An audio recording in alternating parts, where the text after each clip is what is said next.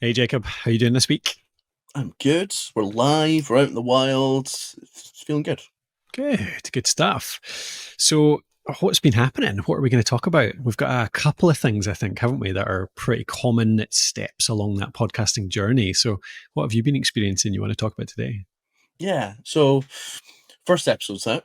Hmm. That was very exciting. I've actually put a second episode out, so I'm going to put one in the in between weeks as well. That's not with Nice. us. That's just me or me and Ryan or something like that. Yep. So that's already breaking the rules that I set out with.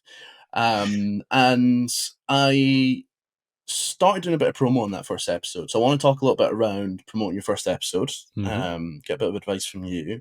And the second thing is, I think I might have went wrong with the name. I Okay. went for maybe something that seemed cool and smart, but it actually, in practice, isn't very searchable, and I think Yeah. it might cause problems later on.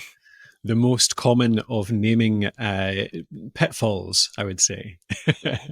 Puns. I see. I love a good pun, a good dad joke. Squeeze that into your name, but it just means, yeah, potentially not practical. So yeah, that sounds good. A couple of good topics there. What do you want to jump into first? Let's start the start. Let's start promotion. Okay, cool. So you have the episodes are live. The episodes are out there, and you've done a bit of promotion already, haven't you? Is that the Yeah. case? Yeah. Yeah. Totally. Yeah. So what have you done? What you started with? Um, started well, I made some clips for the episode, made some short clips out of the episode and started putting them out on Twitter. Now, Hmm. I, like probably most people starting a podcast, didn't have a huge audience, still don't have a huge audience, so limited traction there, but I actually did get I think a little bit of engagement on the post, so that's good. And I just used some hashtags of the sort of people that I'm targeting. So there's like Hmm. hashtag building public, hashtag indie hacker, and I did get a few sort of likes and retweets and stuff off that. So that's cool. But I think the thing that actually moved the needle, and let me quantify needle by about 30 listens on the first Hmm. episode, which I'm actually Okay. kind of happy with. That's good, yeah. Yeah. I started sharing them in Slack groups. Hmm. So it's a little bit more personal. It's people that are definitely all kind of talking about the same thing, but Hmm. it's still a little bit like cold calling almost. Hmm. Yeah. Because it's not like I'm not like a standout member of these communities. I don't really know a lot of the people personally. Yeah. Yeah. So it's really just kind of popping it in there and saying, I'm doing this thing, guys. Here's the hook. I'm doing it with my boss, and Mm. here's what it's about. Go and give it a listen. But that actually did seem to work. Of course, I can't really attribute the listens, but I've got a feeling that's what moved it a You little saw bit a bit more. of a boost. Yeah. Yeah. That's good. I like that. So I was going to say, like, have you invested much in those communities ahead of time? Um, Not enough. yeah, because I love that. That is such a good tactic. Like, if you feel like you've not got much of an audience, you've not got much on Twitter, on social, you don't have a blog already, YouTube, whatever it is, people do have audiences kind of almost naturally sometimes just through interacting with communities, through building some equity by helping people, by contributing. So I think actually in a lot of cases it can be a big boost if, and again we're a bit past that, but maybe for anyone listening, even like 2 3 months ahead of time, just starting to get into a community 2 3 times a week, and contributing something or other, even if it's just like answering some questions down to providing some good resources that aren't yours, can make a big difference. So that's cool. That, I mean, Slack's such a difference on this as well, like Discord too, like they're so kind of live and you can qualify things, I think, so quickly that that can be really good. Like, what did you get? Did you get anyone saying, "Are you just in here to shill your stuff" or anything, or was it all pretty okay? No, it was okay. I was careful in the channels that I put it in. Um, on so like there's the one Slack that I'm definitely not very active in. There's a specific channel there for like go and look at my stuff kind of Mhm. thing. So Yeah. I put that in there. And the ones that I was more active in, I was a little bit more brazen with. But no one ever called me out on it. It was Mm. it was all good. And I even had a couple of people message me and say that it Yeah. was a cool concept. So Yeah. that was Yeah. nice. Yeah. Yeah. I mean, that's the thing as well. Like you don't want to go in and like properly over promote your stuff, but equally, if it's free resources, you're not selling anything. If you can show the value, like say, I just recorded an episode just in case anyone's interested. Here's what you might get out of it. show the benefits. It's like it's sales, isn't it? Sales pitches show what people are going to get from it and why it's worthwhile popping in. So yeah, I don't think it's something to be afraid of. But they do go over better if you have built that equity, I think. So yeah. Yeah, definitely. So I mean, that's one of the things I think I probably should focus on is, Uh-huh. and I am already. So like certainly on Yeah. Twitter, I'm Yeah. trying to build a bit of an audience there for Yeah. various reasons. But Yeah. I think the key to that is going to be actually like engaging with other people, almost just Mm. trying to make pals. I'm reading a book Yeah. at the moment as well that I found quite helpful called Superfans by Pat Flynn, and his whole thing around that is like focus on building deep relationships with a small amount of people rather than looking for 1,000 followers on Yeah. something that they're never going to care about again, Yeah. you know. So that's yeah, it is almost a case of like it feels like I'm counting listens at the moment, like Mm. try to win people over, but I think that'll become more natural the further I go, where I am Yeah. just focusing on helping people out or sharing what I know, or even just being funny or whatever, adding value in whatever way. And I love this. One of the things that I love about podcasting is that it is so much, it's a lower number game with a higher impact. I've talked about this in so many times. I think we've maybe talked about it in the last episode about the fact that like one podcast listener is worth 100 blog readers. It's worth 100 YouTube watchers in terms of the loyalty you can build and the action you can generally get the average person to take. Like if you have 100 podcast listeners, if they follow you along, they're spending so much time with you, they're engaging with you so strongly, you can get half of them to support you on Patreon or something. But with YouTube and blogging, it's much more difficult, especially written. YouTube's maybe kind of somewhere in the middle, but it's so powerful. So it means that you can invest in these things that don't scale, as in community involvement. Maybe it is a bit of time. Maybe you are just winning over just one person at a time. But exactly as you say there, if you can turn one person into a super fan, or as Pat says as well, they turn one person into a super fan, they tell somebody else, they tell somebody else, that word of mouth reference is worth so much more.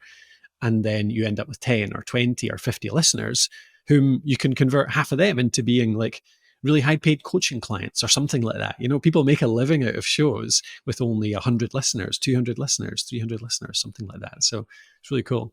I love it. Just as as kind of addition to that, even more powerful is the in person as well. Have you thought about going along to any events or anything related to this? I thought about it, yeah. I guess I didn't give it enough thought really, but like how would you approach that? I mean, it's a similar kind of thing. You're looking for an online community that's interested in a particular topic. But if you look online, you'll find in person communities that do the same thing as well.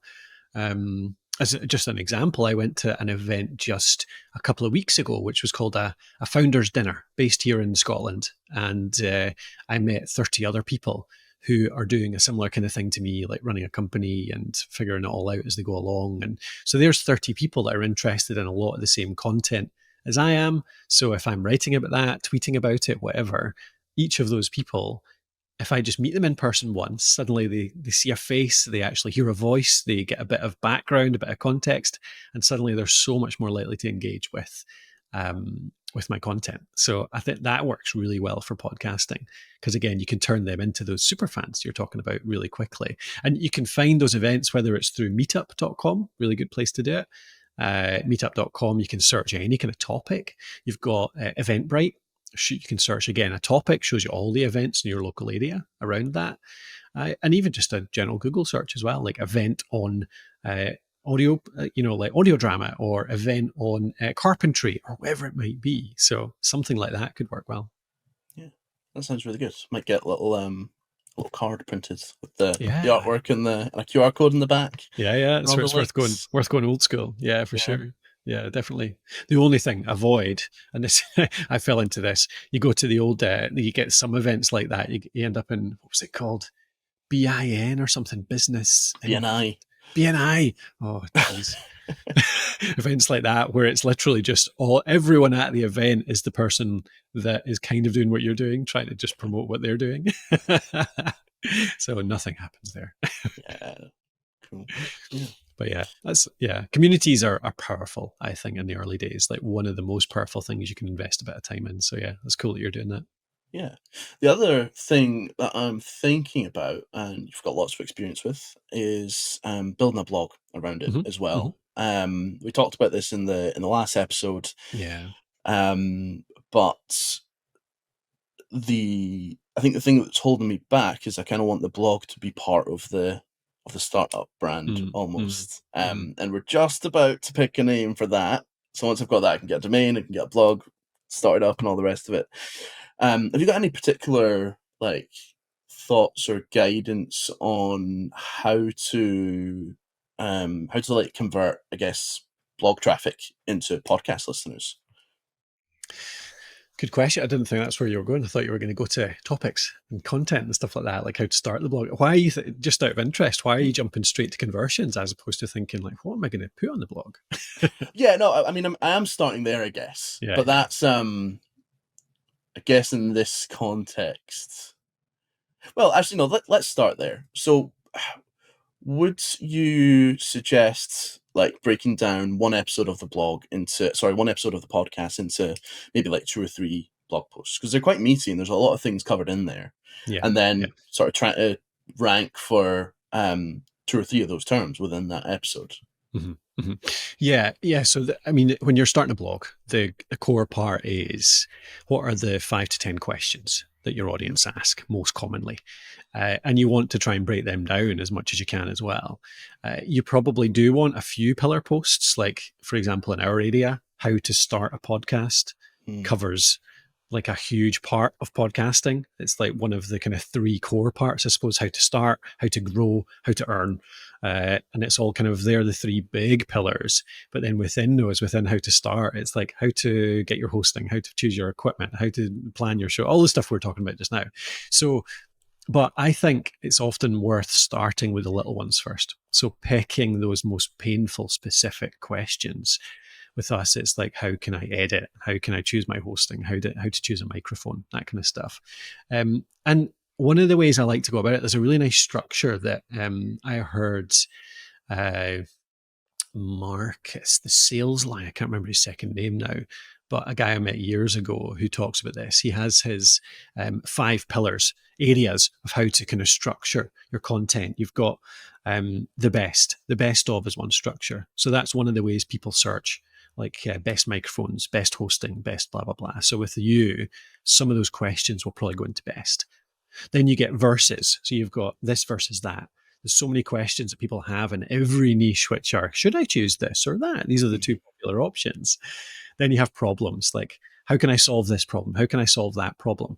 A wee bit of overlap with that and the others, but often they're more the kind of really hard parts. Like, rather than I have a problem choosing hosting, you say, this is the best hosting. Instead, it's something like, maybe it's, I hate my voice. Here's the problem. I hate my voice. How do I get over that?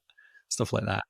Um, then there's price. There's always questions around price. So there's a whole set of questions around, how much does this cost? How much does that cost? How much do I need to spend on this and that? And then there is number 5, which is review, essentially. So review of. So actually picking some specific things within your area and writing reviews of them. So I really like that structure when you're thinking about how to lay out your first 20 blog posts. You think about those questions that people ask you most commonly, and then you tend to pick out which one of those 5 categories it fits into, because that's the way that they've kind of been shown to engage people most over the years, with web searches, with Google search, with blog posts, engagement, that kind of stuff. So that's how I would look at it first. And often the first activity is just like, sit down and just literally think about the first, like, see if you can write down 20 questions and then categorize them into those areas, what you might do. Cool. Yeah. So I mean, around it's all around solving a problem or some particular pain, I guess, that someone has. All of Hmm. these sort Hmm. of categories that you've laid Yeah, out yeah. there. Yep, yep. So that makes a What lot would of sense. Yeah. What would be like in your area? Would you have like a one, two, three top ones you think would be a good place to start? Yeah. One of the ones that I'm planning and have started writing is a post around how to create a like partnership alignment workshop, Mhm. which is maybe a little bit niche, Mhm. but it's something that we did at the start of our right at the start of the startup journey, um, weeks ago, Yeah. Yeah. Yeah. and we thought it was really valuable. And actually, we have some sort of unique stuff to share there. Mhm. Equally, though, there's probably stuff around probably really overdone, but things like picking hosting and domain names and all Mm. that kind of stuff. And there'll be more stuff to come out of our branding workshops, I'm sure, that we could talk about. And Yeah. yeah, but that probably that partnership alignment workshop's one of the first I'd Yeah. look at. Need to see what the keywords are around it though, because don't know how many people are searching for that. Yeah, yeah, yeah. But I mean, it doesn't matter if there's only 100 people a month searching for that, but actually they're real high intent people, then that is totally fine. Yeah. The interesting part and the thing that's sometimes a little bit trickier to work out is how that ties in with your show notes. Because we Mm. often talk about the fact, I often recommend people don't gloss over this. People do. Like when you're making a podcast, the thing you want to do is talk. Nobody wants to then spend another hour or two writing up the summary of it, the show notes and everything. So you get shortcuts like getting transcripts made, but transcripts are not great for reading nor for SEO and kind of reading style content. So really the ideal is that every one of your podcast episodes has a blog post that really just covers the whole topic, start to finish, that accompanies it. And you have your player in there too. Because partly it's for your listeners. They get to go and have something that they can review the content, they can consume it in a different way, learn it in a different way, get more success from that. And partly because that means that'll then potentially rank on Google. And it's another way your podcast will get found because they'll find, like, how do I create a partner alignment workshop? They find your blog post, but there's a player there, and then they hear the episode on it. But if you are doing it in the format that you are doing it, which is kind of almost a diary type, journal type, discovery type podcast, it doesn't necessarily always work ideally that way Mm. because you're not necessarily tackling just one question, one problem per episode. You're not even necessarily answering it fully. You're saying, here's a problem I'm experiencing. Here's, what's happening. I haven't solved it yet, but I'll come back to it later. Yeah. So it does strike me that, and I'm kind of just ad libbing here because I haven't thought about it this way before actually, but it does strike me that maybe that is even more reason to go really specific on some quite niche blog posts. For example, you talk about 2 or 3 topics on one episode, you write quite a kind of first level, maybe not even that long blog post on each of those topics. You'll link to them from more of a surface level show notes. So it does give your listeners something to go and review, does give you a show notes page to send people to, but actually those blog posts are then kind of starters for something that you develop over time into bigger ones. But they're definitely a starter. Here's my knowledge on this now. This is not a total knowledge, but it's enough to get most people started right now. And I will develop this over time. So because podcasting and blogging is a longer game anyway, that's maybe a really good place to start with that kind of structure potentially. I And it like gives that. you that, yeah, Yeah. it gives you that kind of starting point with the written content too. I think this is the thing, like you know as well as I, like written content takes a while to gain authority. So the sooner you can get something established, the sooner you can plant your flag in the sand. Here's my domain, and here's a blog post on topic A, even if it's just a 500-word one just now, that's kind of your starter on it, you'll build that up over time. 6 months down the line, when you redo it and make it much bigger and more comprehensive, it's much more likely to rank fast if it's Mhm. been there for 6 months already, even if that was a more surface level version of it. So again, yeah, get the flag in the sand as soon as you can. I feel like aside from the ranking, and that's important, that's going to help Yep. grow medium term, long term. Yeah. I think it's actually, I have a feeling, and you can tell me if I'm right or wrong, that it's going to help retention on the podcast as well. It's going to Yeah. help bring people back, giving them more content, thinking about, again, medium term, even bringing in a newsletter. Yeah. And it's just kind of like more engagement, more content, more focusing on the same problems. In a lot of ways, actually, the blog should be much higher. Quality is not the right word, but like more focused, right? So we could say in this episode we are talking about this problem, this problem, this problem, but here's like some proper sort of research and takeaways, and this is how to actually do the thing. That's it. That's it. I totally agree with that. That's exactly what it is. It's not just the SEO. That's a big benefit, but actually it's for your listeners. It's for their success. I think so many people miss this out. The fact that podcasts are so good for listening along, for getting to know people, for getting the content and the context. But then so often you're out and about doing something. You're rarely sitting at your computer ready to do the work when you're listening.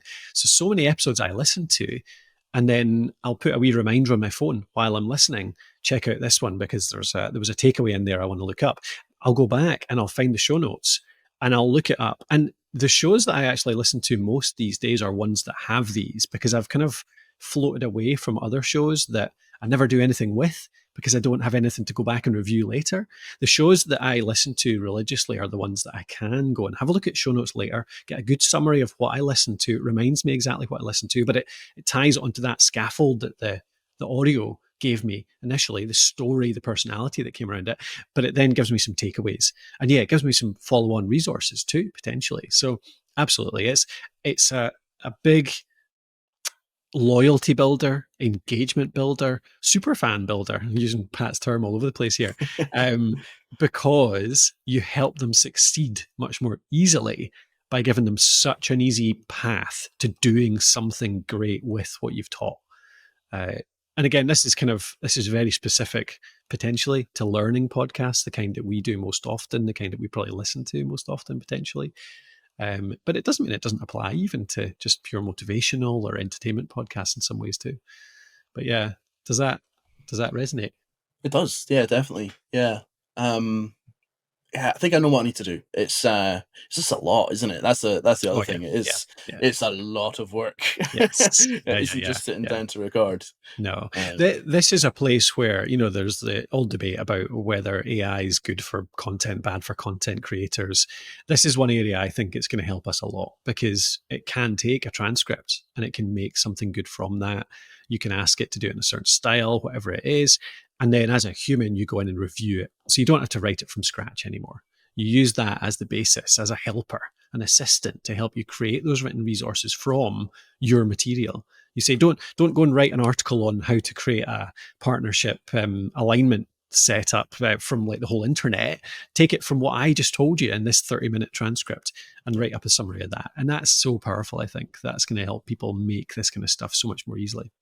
yeah, I'm really hyped to see what comes in the way of AI tools to help people Yeah, in podcasting, because like I can feel the pain now.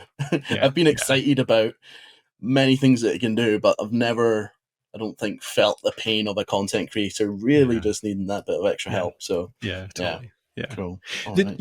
Your initial question though, around how to convert that then to customers or signups or real audience is a good one though. Like, how do you take a blog or a podcast and turn them into loyal subscribers or even loyal customers Mm. eventually? Like, that's a good question. Have you got any ideas on that so far? Oof, not really, not really. I think the main, when I talk about conversion at this point, I think I'm really talking about subscribers, Yeah, really, not yeah, selling product or anything like that, because I yeah, don't really have a product to sell yet. But it's like, how do you get people in your, like, your content cycle? You know, yeah, whether it's yeah, subscribing to the podcast or a newsletter or bookmarking your website or whatever it is. yeah. Yeah, I agree. That's how I would see it for the first 6 months, even the first year potentially. Yeah, It's all about just giving the easiest, most frictionless path to these people just being in your ecosystem so that you can push content to them as opposed to expect them to automatically come back to you. So email is just, I mean, I don't think anything's beaten that yet. Like, you can try and get people to follow you on social. You can try and get them to, sign up for all sorts of things. But I still think an email newsletter of some sort is still the most effective there for that purpose.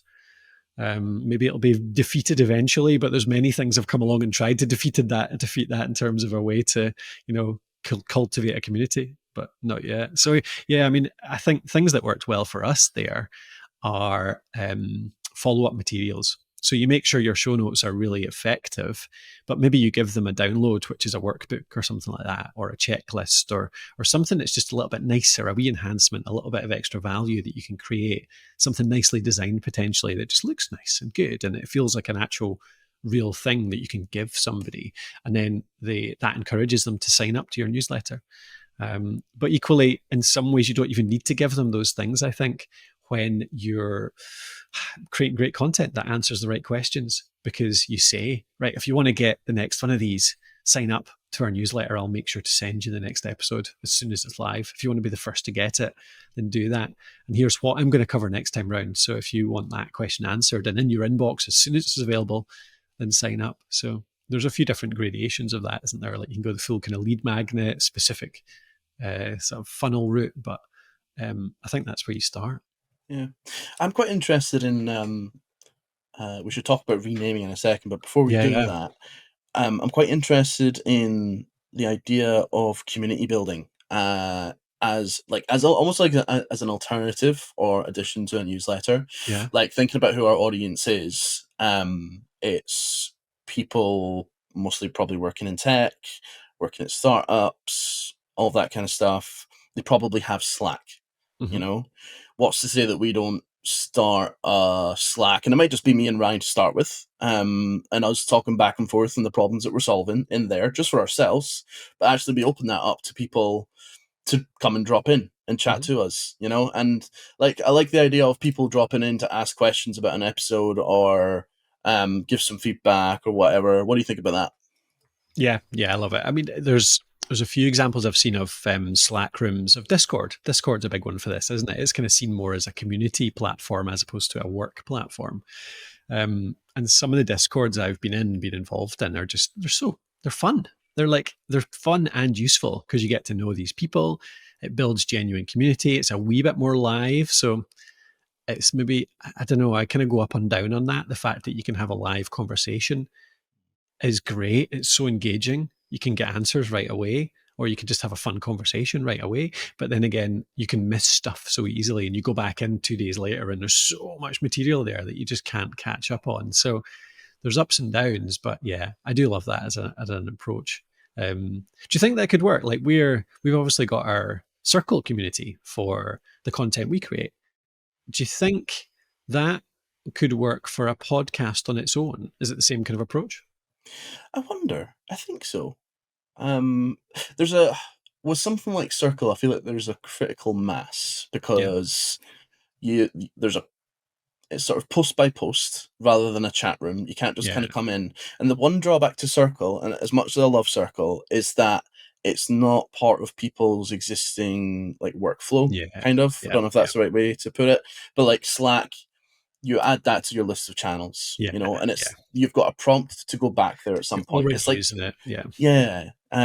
Or Discord, people who are going to join a Discord probably already Yeah. have Discord, they're Yeah. probably not signing up for the first time.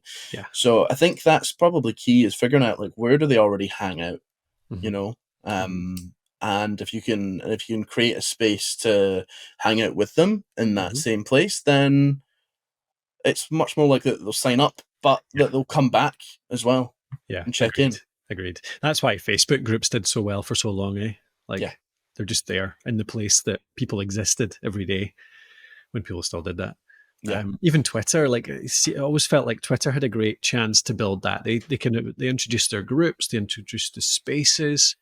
Never really took off for some reason. I'm not sure why, but Yeah. yeah, it's an interesting difference there, isn't it? Like Discord, Slack, that live chat room approach can work really well, even if you've only got 10, 15, 20 people, because people are in there, immediate responses potentially, or async. But, you know, it doesn't feel like it needs that critical mass in the same way, like you're saying with Circle. But with Circle, 10, 15 people, things are appearing maybe so seldom that you don't engage with it.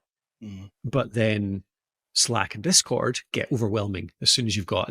There's Slacks or Discords that I've joined that had 10,000 people in it, and I'm like, I can't do this. This is pointless. Yeah. I feel like I'm missing so much that it stresses me out that I can't keep up anyway. So what's the point?